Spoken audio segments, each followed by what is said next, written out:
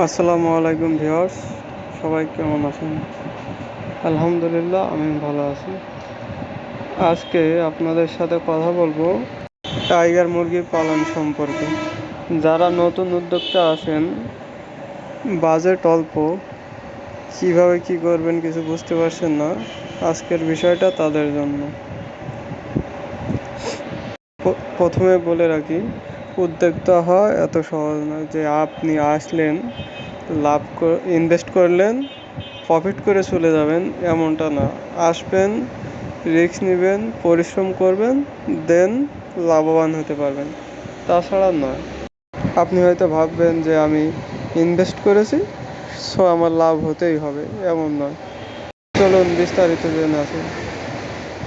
এই যে ছবিটা দেখতে পাচ্ছেন, এটা হচ্ছে টাইগার মুরগির বাচ্চা। টাইগার মুরগি সাধারণত দেখতে অনেকটা দেশি মুরগির মতন, কিন্তু এর গ্রোথ অন্যান্য মুরগির চেয়ে অনেক বেশি।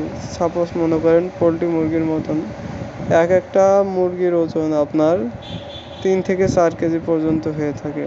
এই মুরগি আপনি চাইলে বাসায় ছেড়ে পালন করতে পারবেন অথবা আবদ্ধ অবস্থায় পালন করতে পারবেন। তবে যারা খামার করবেন বা বিজনেসের উদ্দেশ্যে পালন করবেন, তারা আবদ্ধ অবস্থায় পালন করাই ভালো। এই মুরগি একবার ডিম দেওয়া শুরু করলে একাধারে 2 থেকে 3 মাস ডিম দিতে থাকে এবং এর ডিমের সাইজও অনেক বড় হয়। এর খাবার লাগে কম। আপনারা যদি মাংসের জন্য পালন করতে চান, তাহলে যে পরিমাণে খাবার দেবেন সে অনুযায়ী এর শারীরিক বৃদ্ধি হবে। আর যদি ডিমের উদ্দেশ্যে পালন করেন, তাহলে ওই অল্প পরিমাণে খাবার দিলে হবে। যেমনটা আপনারা ওই বাসায় দেশি মুরগি অথবা হাঁস পালনে যতটুকু খাবার প্রয়োজন আর কি, ওই পরিমাণে দিলেই হবে। আর একটা বিষয়, এই মুরগির রোগ ব্যাধি খুবই কম হয়। শীতকালে অন্যান্য মুরগি গুটি বসন্ত, পাতলা পায়খানা, হাবিজাবি রোগ হয়ে থাকে, কিন্তু সেই দিক থেকে টাইগার মুরগি কোনো রোগই হয় না। এই দিক থেকে আবার খামারিদের জন্য একটা ভালো প্লাস পয়েন্ট।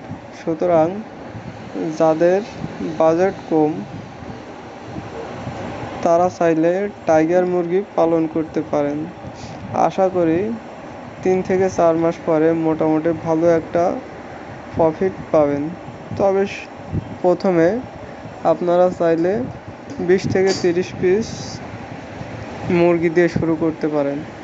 এটা বাজারে এর মূল্য 100 টাকা পিস অথবা 200 টাকা করে পিস নেবে। আপনার যার ওজন হবে 250 গ্রাম অথবা 200 গ্রাম। যারা স্কুল কলেজে লেখাপড়া করে স্টুডেন্ট, তাদের জন্য এটা ভালো একটা ইনকাম সোর্স হতে পারে।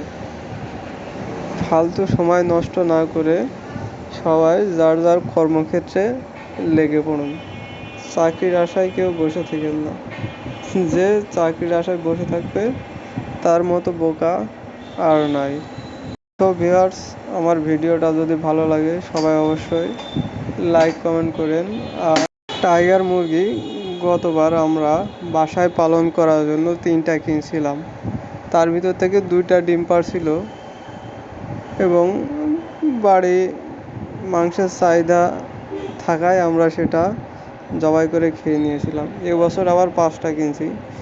ইনশাল্লাহ যদি ফলাফল ভালো পাই, পরবর্তীতে এটা বাড়িয়ে খামার পর্যায়ে নিয়ে যাওয়ার চিন্তা আছে ইনশাল্লাহ।